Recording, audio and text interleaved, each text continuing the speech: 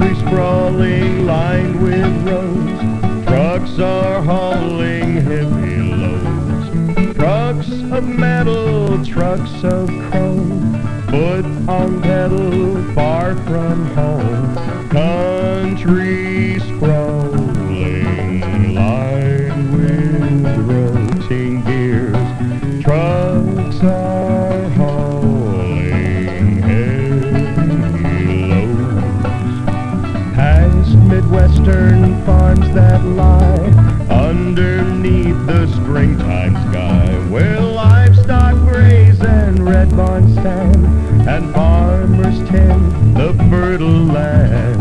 Trucks of metal, trucks of chrome.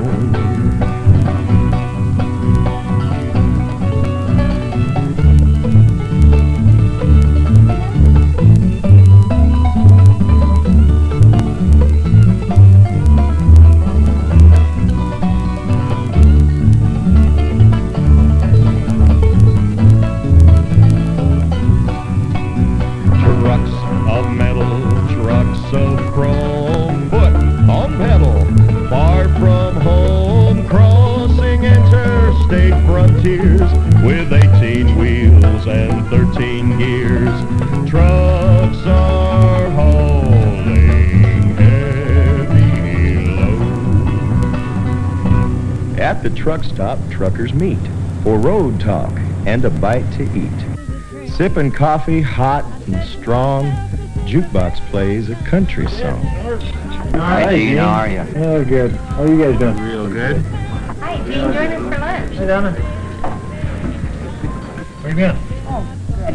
Good. Where are you going? Just got loaded and going to Wisconsin. Do you care for coffee? Good. Anything good to eat? Yeah, everything's real good to eat. Well, what did number 4? Number 4, okay.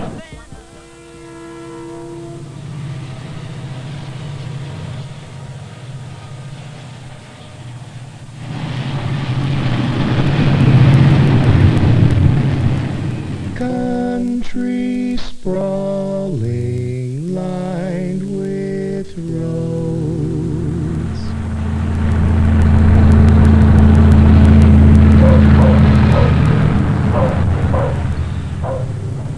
Running lights, white, yellow, red. Giant truck stop just ahead. Shut her down and spend the night inside the truck till early light.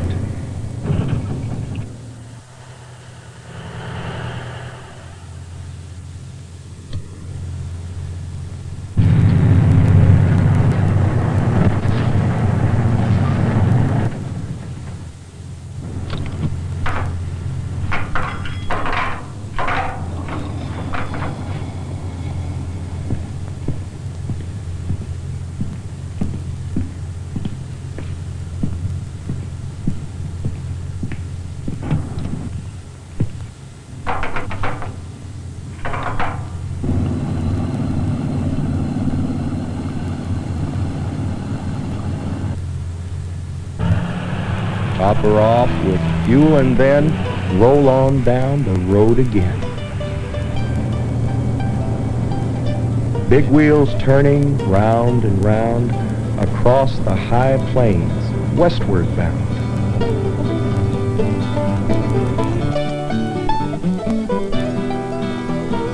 Leave the plains behind to go toward the peaks, all white with snow. Mountain roads round hairpin curves with eagle eyes and stealing nerves.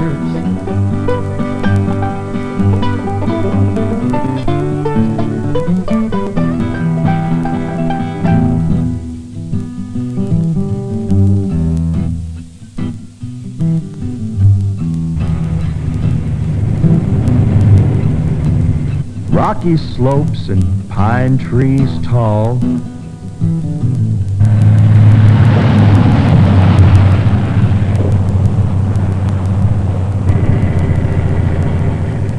Storm clouds gather, raindrops fall. Windshield wipers keeping time.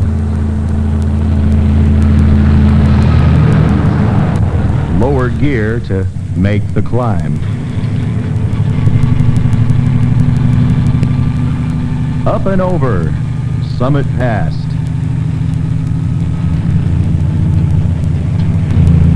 Brake called Jake to slow down fast.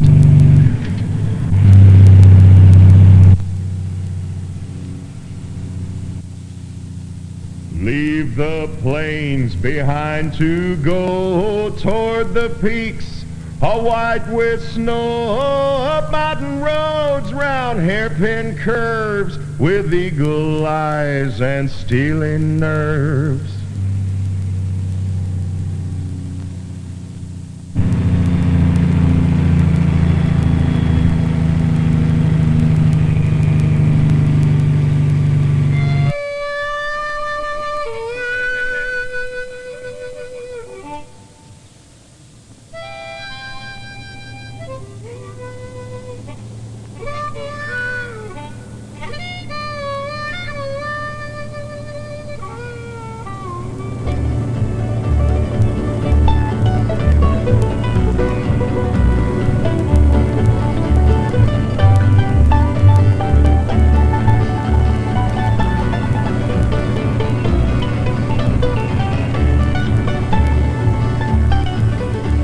Through the desert passing by, cactus tough and landscape dry. Trucks of metal, trucks of chrome, foot on pedal far from home.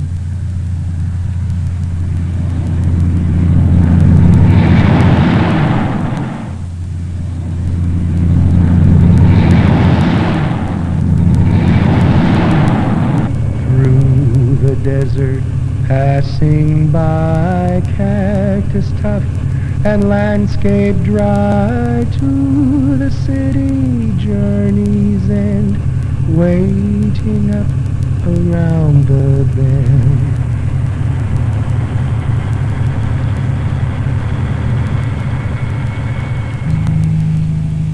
Off the freeway into town, shifting down. On every street and thoroughfare, trucks haul goods from here to there.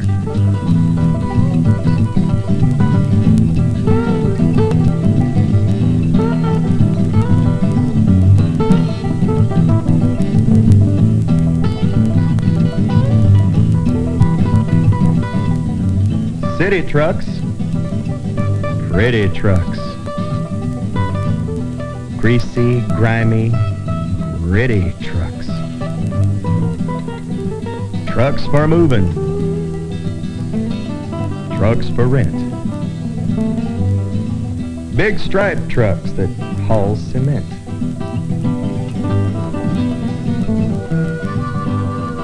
Armored trucks that carry cash. Garbage trucks that carry trash. Tuneful trucks with ice cream bars. Trucks for towing broken cars.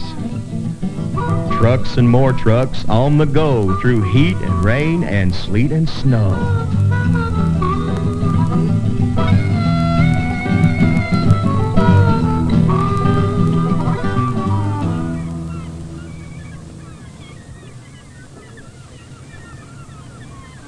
Across the bridge, the dock awaits.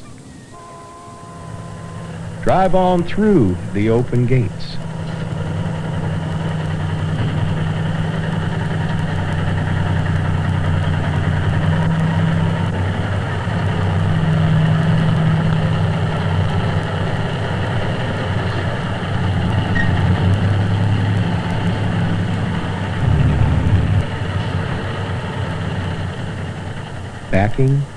Backing, carefully.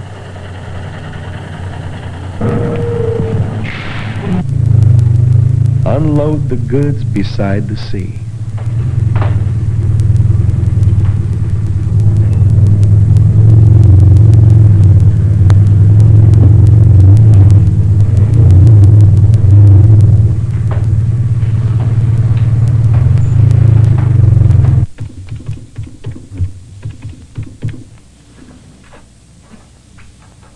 Morning, Mike. Yeah, I'm unloaded. What do you got? San Diego? Tuna? Where's that going? Omaha. Monday? Okay, sounds good. Another route, another load, and 18 wheels back on the road. Country sprawling, lined with roads. Trucks are hauling heavy loads. Trucks of metal, trucks of chrome. Foot on pedal, far from home.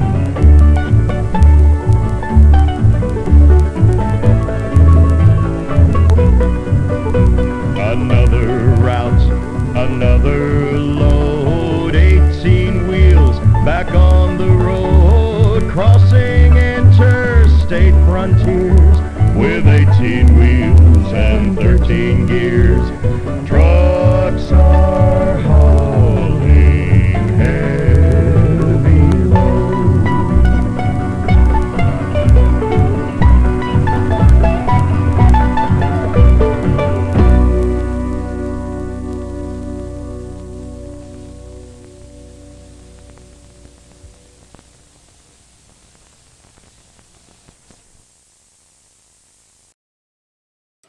Wow.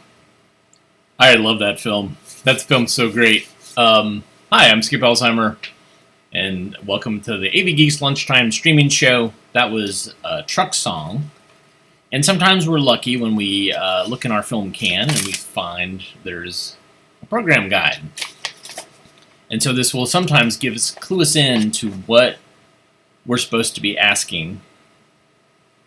Let's see. So the objectives of this are to provide stimulation for use of oral and written language, to create positive images of work and workers, to capitalize on young children's interest in big trucks, to give children an opportunity to imagine life as a trucker, to show children the importance of trucks and transportation in our lives, to take children outside their immediate environment and present a panorama of U.S. physical geography, economic activities, and communities. And this is based on a book written by Diane Siebert, Truck Song, and it's released in two versions. One for preschool, kindergarten, and primary students, and one for intermediate students. Both are exciting visual tools to provide context and stimulus for growth in language, social studies, and values. And here's the questions that I'm supposed to ask you. After we've watched... ask before showing the film. Okay, so I should have asked this prior to showing. Tell us about some big trucks you have seen. What did they look like? What were they carrying? Can you always tell what trucks are carrying? Why? Did you ever see big trucks that are painted in pretty colors and are all polished up with lots of shiny chrome? Why do you think truckers paint their trucks so fancy and keep them so shiny? Accept all answers. That's what it says. Now, to ask after, name the kinds of trucks you saw in the film, describe the kinds of landscape and weather the truck drove in during the film. From what you saw in the film, do you agree with the song that America is beautiful? What scene did you think was the most beautiful? Circumstances permitting, acquaint or reacquaint the class with the song America the Beautiful, especially references to spacious skies, amber waves of grain, and purple mountain majesties. Play or sing the song if possible. Do you think the trucker was proud of his work? Why would you think so? Would you like to ride in a big truck like the one in Truck Song? Why? Do you think you'd like to be a truck driver? Why? So, interesting. Yeah, that's why we show the films. And this one, we actually have on 16 millimeter, and this is why I'm excited to show films to you guys, because I can pull out some films that I've been looking at the title and going like, what does that mean? Truck Song, primary grades. And doesn't really have a song. Thank you, Amy, for some coffee. This is a great way to support AV Geeks is to buy us coffee. Caffeine is our drug of choice. It helps us navigate all the 16 millimeter and all the cables required to make 16 millimeter available to you. This next film features a cat. Enjoy.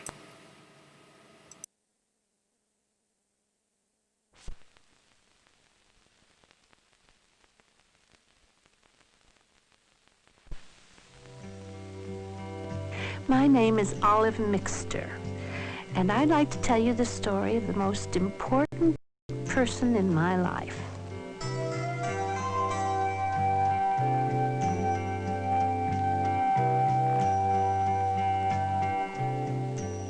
Chino and I have been together for 15 years. I can still remember the first night we met. It was raining cats and dogs. Well, cats, anyway.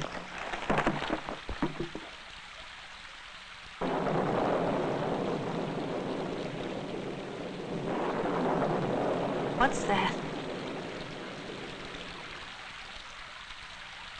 Yes, there's a stray cat. Go on, go back home.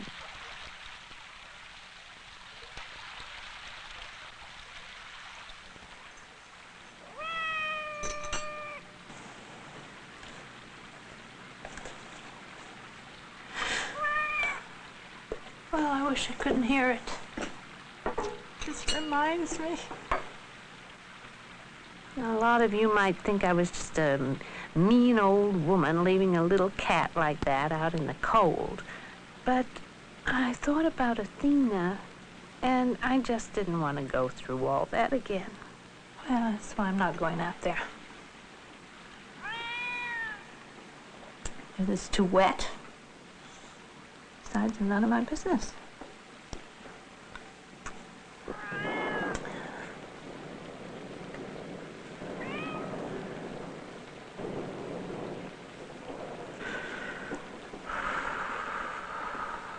Oh. Now if I take just a little look.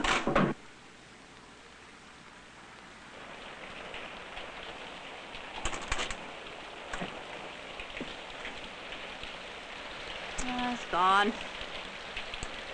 That's what I thought.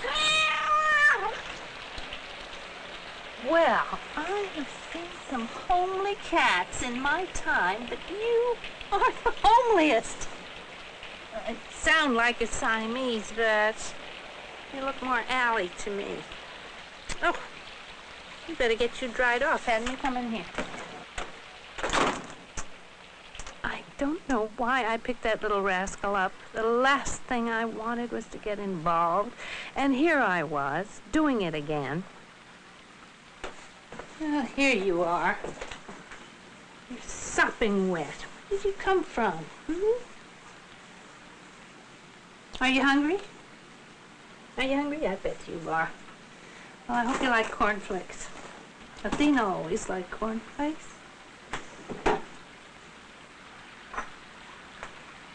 It's Athena's dish. What's her favorite? I couldn't believe I was pulling out Athena's bowl. That bowl hadn't been touched since Athena died. And here I was, feeding cornflakes to a stranger in what was, well, still Athena's house. Not your paw in the milk. What a sloppy kitty. Didn't anybody teach you manners? It's the way Athena used to go at it. You know, I lost my Athena about 5 months ago. And you know what I said to myself when I lost my Athena? I said, Olive, don't you ever, ever, ever do that again. It's kind of upsetting when things happen to them, you know. And that's why I don't want you to take it personally, you see, and I have to not let you stay here. I don't want you to get your feelings hurt, you see?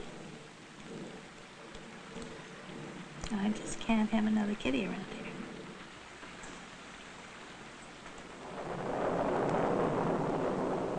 Stay here. until you warm up, and then you'll have to go.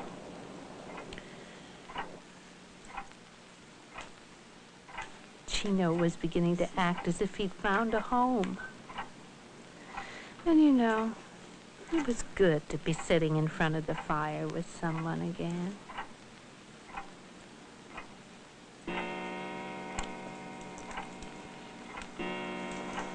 Oh, it's late. Well, you're just going to have to stay here until tomorrow. But then out you go.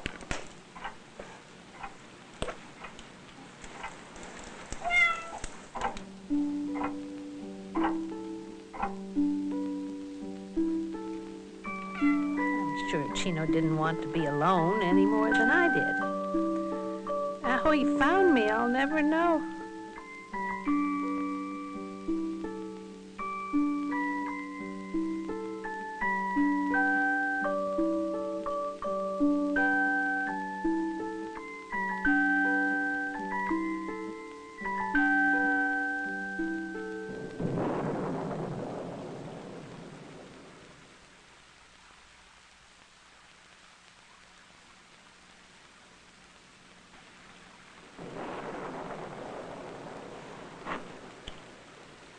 What are you doing here?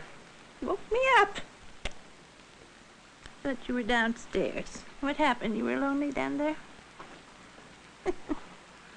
Well, you can stay here, I guess. Mm-hmm. You want somebody to talk to? Well, now you can talk to me. I'll have someone to talk to, too. Yeah. Go to sleep now. No doubt about it, he was here to stay. Let me look at you.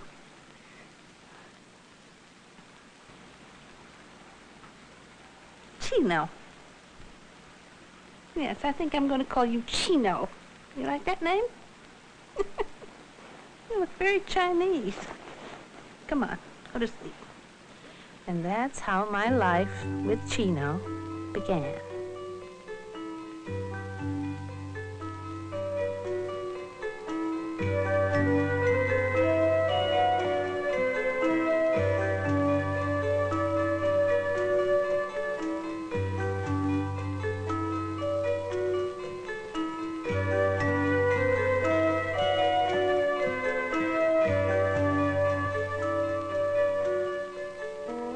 Years passed very quickly.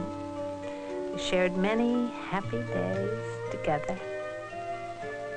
And before I knew it, we were celebrating his 15th birthday. Happy birthday to you. Happy birthday, dear Chino. Happy birthday to you. Well, now let's make a wish.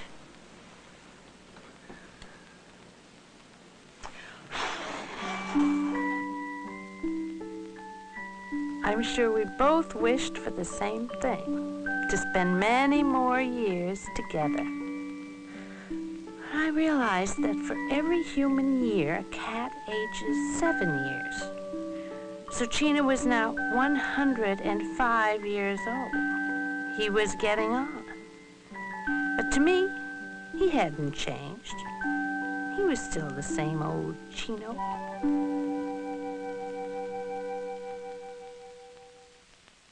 The first time I felt there was something wrong was when I was cleaning up after our party. Time for our afternoon nap, Chino. Oh, I ate too much cake. Come on. Now, what is the matter with you? You always run up and beat me up the stairs. What's the matter with you? I didn't pay too much attention at first, but then it became obvious that something really was wrong. Chino! Chino! Chino! Oh, there you are. Will you come in here and have your dinner? I don't want to run around all over the place looking for you. Come on.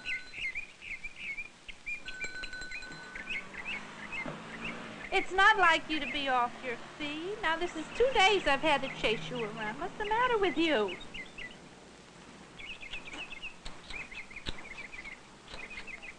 Chino. Well, I don't like it. I don't like the way you're behaving. I think we'd better go and see the doctor. That's what I think. I think what frightened me most was not knowing what was wrong. Well, I'll tell you something. You've got a very old animal here. Oh, I know that. You know, most cats don't live to be this old. I understand that. I've had cats before. I know that when they're 15 years old, it's much older. It's almost my age. Miss Mixter, you know, it might be a kindness to Chino. If you thought about... Yes?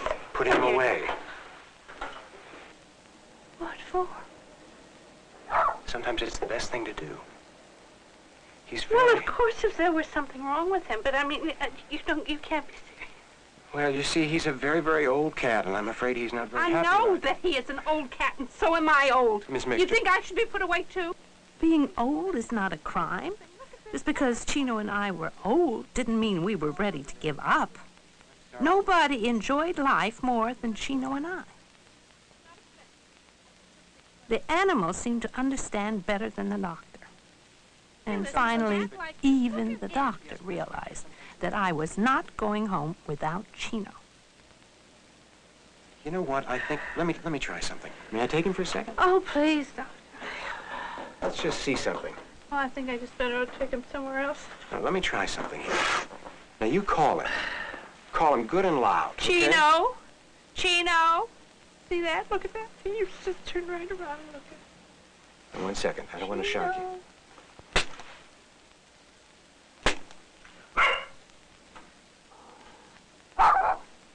Miss Mixter, I think we may have solved our problem.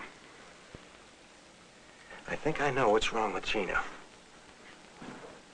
What's the matter with him? I think he's deaf. Oh, my goodness. Is that why you haven't been talking to me? Is that why you didn't come when I rang your bell? It's very common in cats this old, you see. Oh, I never thought of that. It's your ears. You can't hear me. Deaf. It's the last thing in the world I would have imagined. Poor Chino. He was probably trying to tell me all along. How could I have been so stupid as not to see it? Well, I thought, we'll just have to accept the fact that we can't talk to each other anymore. Glad we found out what's wrong. Now, you know, there's something that might work. It's unusual. I'll say it was unusual. I thought it was the strangest thing I'd ever heard. But Chino and I decided to give it a try. You've got to try to understand me. Because you have to help us today. Everything depends on that. And if you do, then you'll be able to hear again, and we can talk to each other like we used to. How odd. How did we turn out to be so old? Oh, well, never mind. Let's go. Here we are.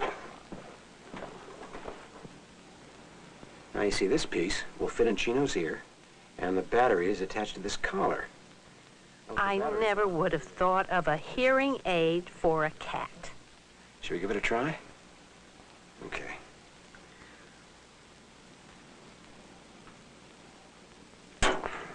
One more time. Come on, boy. That's it. If at first you don't succeed, this is the most difficult part, as I warned you. Okay. Okay. It doesn't look like he's going to cooperate. I'm sorry, it may be just too much for him. I urged the doctor to try again. And then I realized the only person Chino would listen to was me. Chino? Chino, listen to me. I know that annoys you in your ear, but you have to leave it in there. Talks like we used to. It's amazing. See? It's just amazing. Does he look pleased? Oh, yes. Oh, thank you, He heard Doctor. you. He heard you. Thank you very much. Thank you. You've taught me a lot about animals. Oh. You have indeed. Come on, Chino.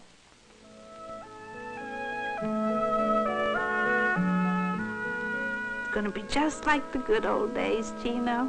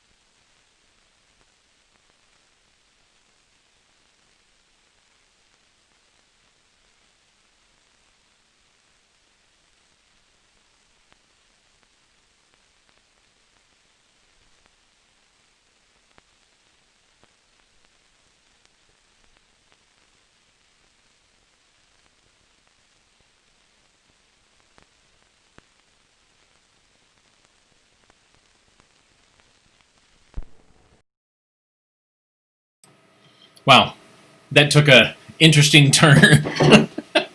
I couldn't remember. I showed this film as part of a show that we did called "Show Us Your Cats," where we showed a bunch of films about cats. And that film, that show was outrageous. How many people showed up? People love watching films about cats, and one of them is definitely it's about a cat that dies. It's called The 10th Good Thing About Barney. That one's sad, but it's bittersweet because it also talks about like how to reflect, on the positives of the cat being in your life all that time. But this one I couldn't remember how it ended, and I was like, oh right, is this one where the cat dies? I can't remember. No, the cat's deaf, and I'm sure all of us who have cats were thinking like, would my cat tolerate wearing a hearing aid? And I would have to say the answer is no. Our cat Josie would not tolerate a hearing aid. So it's a wonderful sentiment, but I don't think it would work in the real world. But it's a pleasant story anyways. And Geraldine Page was in it. Wow, isn't that crazy? All right, this next film, on the can it's lighting, but it's actually lightning. Enjoy.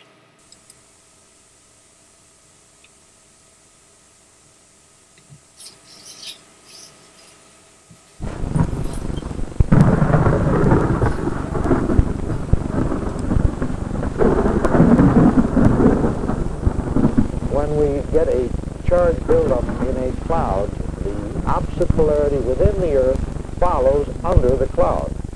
Such point that the magnitude of the charge buildup is sufficient to break the air down, and is just like closing a switch.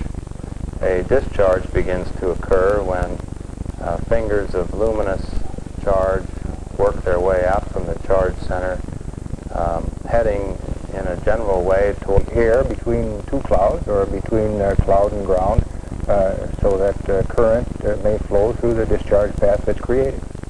Now, if you could really see all the individual happenings within there, you would see that the total lightning flash goes zap, zap, zap, zap, with 2 to 10 or 20 individual bright flashes there.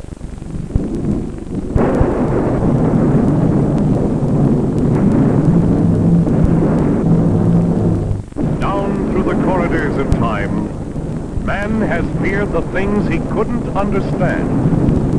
Lightning was one of these.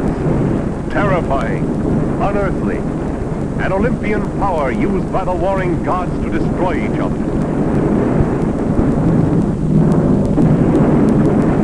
But in the age of reason, man overcame his fears and began to strip the cloak of mystery from the fire that split the heavens. It started in 1752, when Franklin's kite string captured a sample of lightning by men of science. 200 years ago, as today, research was the key to progress. With the simple means at his disposal, Franklin guided the weapon of the gods to Earth and trapped a fragment in glass and metal foil and identified it as electricity. More than a century passed. Then, in 1879, a miracle was performed on the public square of Cleveland, Ohio. Men and women could walk around and see by electricity after the sun went down. But it soon became clear that electricity could never work its miracles for the people of America, while thunderbolts from the skies crashed unchallenged at man's newly harnessed power. Night and day, the earth is bombarded by lightning. 6,000 times a minute it strikes. Lightning, of course, is an extremely variable phenomenon. When the complete lightning flash is formed, which may in fact be several miles long, a large amount of light is released and noise, which we know as thunder. Its primary objective in the discharge is to pass from the cloud to the earth, and it is going to get there by any means. Currents that may reach values 100 or 200,000 amperes, although normally not quite that large. And these individual strokes last for times on the order of tens of microseconds. We get a repetitive operation here, or a repetitive phenomena that takes place. Now it is these individual strokes that have not only the very high current, but give the explosive, burning, and blasting effects that you observe if you're fortunate or unfortunate enough to be right in the vicinity of a lightning flash. The voltages, of course, are as high as the voltage has to be to cause the flow of that much current. Since you drew your last breath, lightning struck the earth somewhere 100 times. Nature generates electricity in the clouds. Inside this thunderhead, turbulent air currents are at work. Raindrops are swept upward, uniting and disuniting, forming positive and negative electrical charges.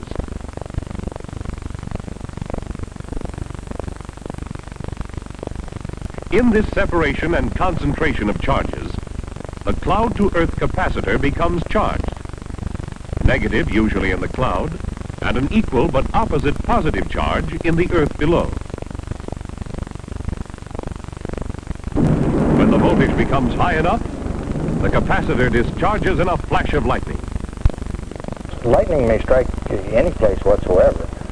In urban areas where the population is high and where it could be a bothersome problem, normally strikes to the high structures, which are in general rounded structures.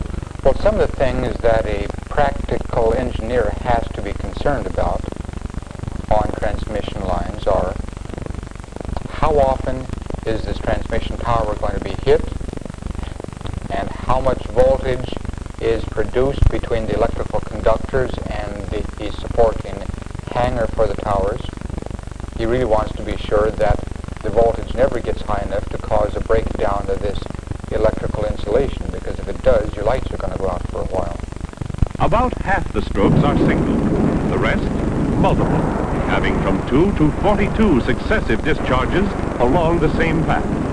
But whether multiple or single in character, a lightning discharge begins with a stepped leader. In most instances, this leader steps earthward in a series of hesitating movements. On contact, current retracing the leader path from earth to cloud builds up within millionths of a second to thousands of amperes, a violent and destructive force. When lightning strikes an overhead power line, the insulators may be flashed over. Wooden poles may be split, and other damage may be wrought by high-voltage, invisible traveling waves that move at the speed of light. Surprisingly, lightning doesn't actually have to strike a line to cause high-voltage waves. Within the cloud-to-earth electrostatic field, a concentration of earth charges called a bound charge accumulates on the power line. When lightning discharges the cloud in any direction, the electrostatic field collapses and the bound charge is released. High voltage waves then travel over the line in opposite directions. Then, in blueprint fundamentals, when a wave reaches a grounded line end, its voltage drops to zero and the wave is reflected back with reversed polarity. On reaching an open line end, it is increased to double voltage and reflected back over the line, practically unchanged. If the voltage is high enough to cause line flashover, the wave is chopped. Part is reflected back with opposite polarity, but the wave front continues on toward the station. If a wave reaches an unprotected transformer, a similar reflection occurs. The voltage is almost doubled and nearly doubles the steepness of the wave front, causing high stresses between the turns and coils of the winding. These lightning and surge voltage stresses in electrical apparatus must be held to safe levels by lightning arresters, those vital guardians against apparatus destruction and power interruptions. Inside this modern station-type lightning arrestor are two essential parts: a thyroid valve element and a series gap unit having pre-ionizing elements that accurately control gap sparkover. At normal power voltage, thyroid acts as an insulator, preventing bypassing of power current. But when lightning strikes the power circuits, the gaps spark over, and with the overvoltage impact, thyroid's resistance automatically decreases, and it instantaneously becomes an excellent conductor, discharging the lightning current harmlessly to ground. At the end of the lightning discharge, the thyroid valve closes by the increase of its resistance to normal, and the gaps extinguish the small follow current. Over and over again, the arrestor can perform this protective operation whenever lightning or surge voltages occur, always preventing any disturbance of the power flow to consumers. When lightning arrestor and transformer are widely separated in terms of circuit feet, voltage passes the arrestor and reaches the transformer, where it nearly doubles by reflection, and contains an oscillation caused by charging the transformer capacitance through inductance of the circuit. But when the lightning arrestor is connected close to the transformer or other apparatus to be protected, the protection afforded will be most efficient. The double voltage stress by reflection is prevented, and the oscillation is negligible. When aircraft are struck by lightning, the oncoming lightning flash usually attaches itself to one of the outward extremities of the aircraft. The lightning current then flows through the aircraft skin and structure and exits out of usually another extremity and proceeds on its way.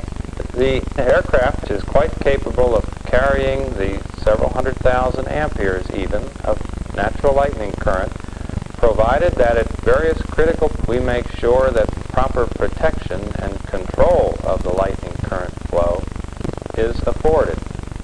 This current and therefore we only have to carry it for that period of time. We, inside the aircraft, do not feel any differences of potential as this current flows through the aircraft and are safe from any damaging effects. Can you visualize this model as a tree? Well, if you can, the first thing that you should be aware of is be sure that you never stand underneath of an isolated tree. What very frequently happens is the lightning hits the tree. The tree is a poor conductor, and it jumps across to the poor, unfortunate individual and goes through him, and that has a good chance of killing the person. Another area where people do not fully appreciate the danger is on golf courses. and particularly if they're on a high hill, and swinging a metal club. Now this also presents a path for the discharge of the cloud through the metal club and through the dolphin. There is one other point I'd like to mention, that if a person is hit by lightning, he can often be resuscitated, literally brought back to life, if he is given artificial resuscitation. Inside of an automobile appears to be the safest place. Also being a home is safe. But with the automobile protection, you're inside of a metal casing. And if the lightning should strike the car top, the lightning will be directed to ground around the metal casing. And that is the path of least resistance. Lightning is not all bad. There's a tremendous amount of beauty in a lightning storm. If you're in a safe position, you can really enjoy the pyrotechnics, the spectacle, the random flashing, the intensity of the lighting, the extension and the rumbling of the thunder. It can be very beautiful.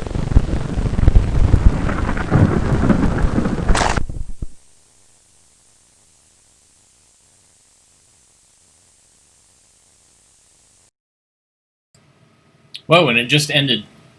I love it. Absolutely love it. I showed a film earlier in the year called Thunderbolt Hunters, which kind of covers a lot of the same ground as this. And I feel like it was GE that did this as well. But it was back like in the 40s, 30s maybe. Love it. Such a great film. All right, let's see. Yeah. We all love books. Let's learn how to take care of them.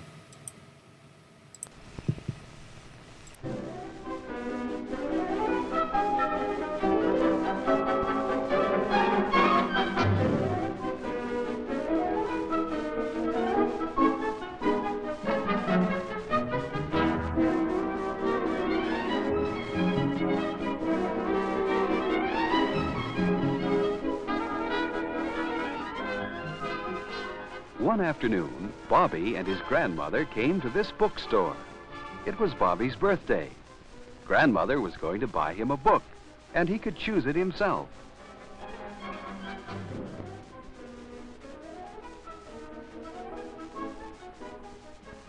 Inside the bookstore, there were more new books than Bobby had ever seen before.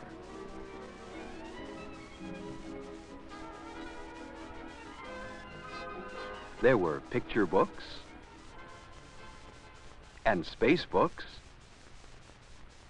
and fairy tales. Which should Bobby choose? There was one. It was a good book about a bear, Winnie the Pooh. Bobby's teacher read stories from this book. Could Bobby have this book? Yes. And this picture book was for Bobby's little sister, Sue. At home, everyone was eager to see what Bobby had bought. Even Frisky, Bobby's dog, seemed excited. First, Bobby gave Sue the picture book Grandmother had bought her. Sue thanked Grandmother. She was surprised. She liked her new book. It had nice pictures. But Sue didn't know how to take care of books very well. Watch. That's not very good for a book. You have to take care of books.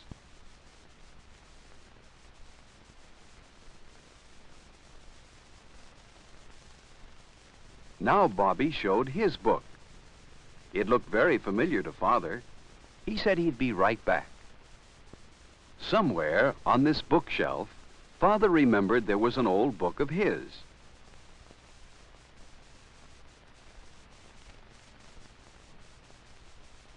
This was a book that Father had owned since he was a boy.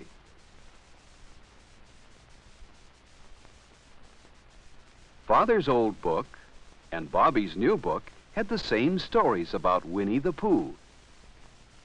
Even though Father's book was very old, it was still in good condition. The pages were clean, and there were no marks on them. Yes, Father had taken good care of his book.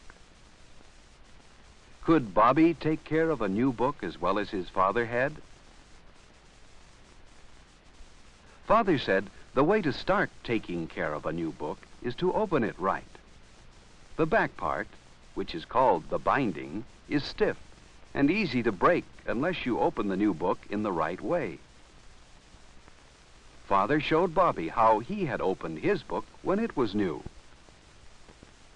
He opened the front cover and back cover and pressed down with his finger along the binding. Then he did the same to small groups of pages, first from the back and then from the front, working toward the center.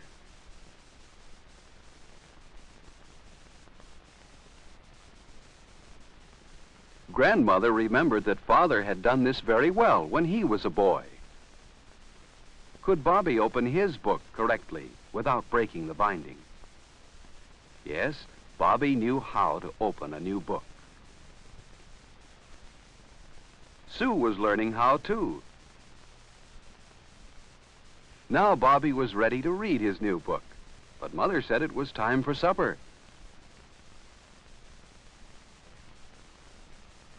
Bobby knew he couldn't take his book with him. Where should he keep it? On this table? No. Then Sue might accidentally tear it. Frisky might pull a book off that table, too. Very little children and pets don't understand how to take care of books. Bobby had a special place for his books. A bookshelf just high enough so that Sue and Frisky couldn't reach it. Books must be kept in a proper place. Bobby was eager to finish eating so he could read his new book.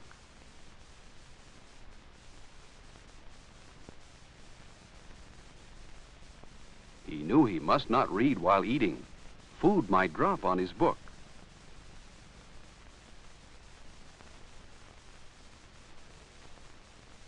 But when supper was finished, then he and Sue could get their books. Before they read their books, Bobby and Sue put Sue's crayons away. With loose crayons or pencils around, marks might get on the books. Then they washed their hands, for hands must always be clean before touching a book. Clean hands don't leave marks on books. Now Bobby and Sue were ready to begin reading their new books. Sue noticed how carefully Bobby turned the pages. See? The pages would tear easily unless he was very careful. Sue was learning how to take care of books from her big brother. Bobby knew how to take care of his books. What nice pictures! What clean pages! And what funny stories! Here is Edward Bear coming downstairs now. Bump, bump, bump, on the back of his head. Bobby really liked his new book. He wanted to keep it for a very long time. Bobby and Sue read until it was bedtime. Bobby wanted to mark his place in his new book, but how could he do it? Father told him any clean piece of paper is good for a bookmark. Or even a postcard will do. Bookmarks like this would help him keep his place and would not hurt the book. Bobby knew where to keep his book, on the bookshelf. Standing books neatly on the shelf protects them. It saves them from broken backs and from falling on the floor. Bobby brought his new book to school the next day. Everyone wanted to see it. Miss Johnson said she would show it to all the children.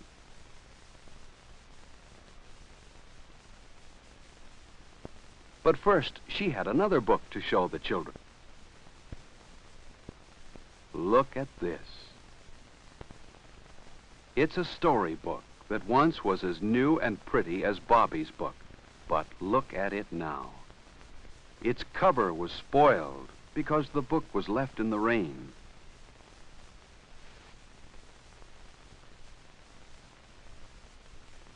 It had torn pages.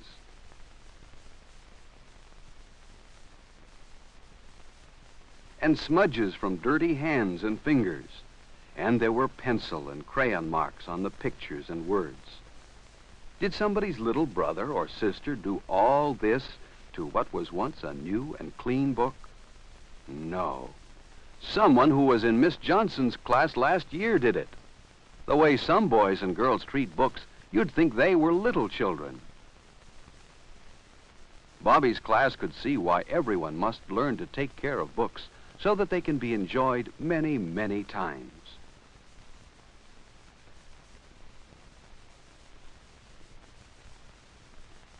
Later, when it was library time, Bobby read his new book. The other children read books from their library. Watch out, Judy. Is the book all right? No, a page has been torn.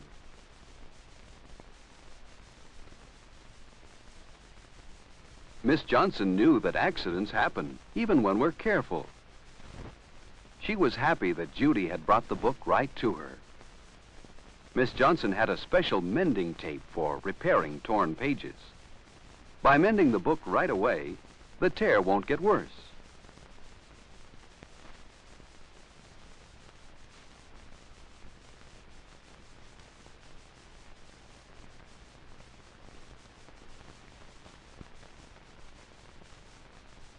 There, almost as good as new. Now, whoever uses it will see that books are taken care of here. And now the book must be returned to its proper place.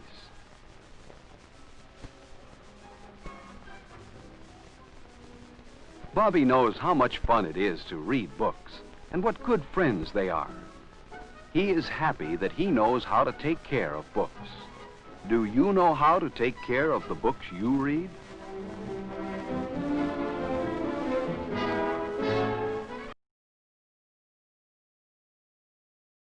Oh, yes. I remember very well not taking care of a book that I cherished. Very much, very sad when a book tears, or your younger sibling tears into it, or a dog chews it. Likewise checking out books from the library and seeing that they've been mutilated. Textbooks especially. I remember elementary school textbooks. I remember the first time, what was it? It was like, what grade? I must have been in 7th grade, 8th grade, 5th, 6th grade. I can't remember. Anyways, we all had name tag stickers. It said, "Hello, my name is Skip." That's what was on mine. Anyway, so I took it off and was opening up my brand new math book, and the sticker fell on it and stuck. And I couldn't peel it up. It was super adhesive, and I couldn't get it up. And so the whole year I was like, I'm gonna have to pay for this. I'm gonna have to pay for this, and it's got my name on it, so there's no way to get around it. So yeah, I'm sure I was charged 45 cents or some nominal fee for that. Thanks so much for joining us today. We're gonna, as we leave today, I'm gonna show one of the films that I scanned. We've scanned over 140 films from the Cornet Library Collection, and I've been showing some of them, like this last film, that have sound. But I have a bunch of them that don't have sound, that were raw Kodachrome prints, stuff that was shot in the camera. So you'll see slates, you'll see people not ready yet, you'll see stuff out of focus. This is the raw stuff that's beautiful. Beautiful Kodachrome, never been run through a projector. and spliced together with little bits of white tape, not even splicing tape. So this doesn't have any sound, but I figured that some of you might dig it. This is one called Archery for Girls that I tried to show, I think, on the telecine that I have here, but it just was the little white tape splices were just falling apart. So here is, as we leave today, I want to say thank you for tuning in. Thank you for subscribing, hitting like, for commenting, for sharing. Thank you with the coffee. That's a great way to thank us. And go to avgeeks. Yeah, make your own narration, as old Radio 90 says on Facebook, on YouTube. So here's Archery for Girls.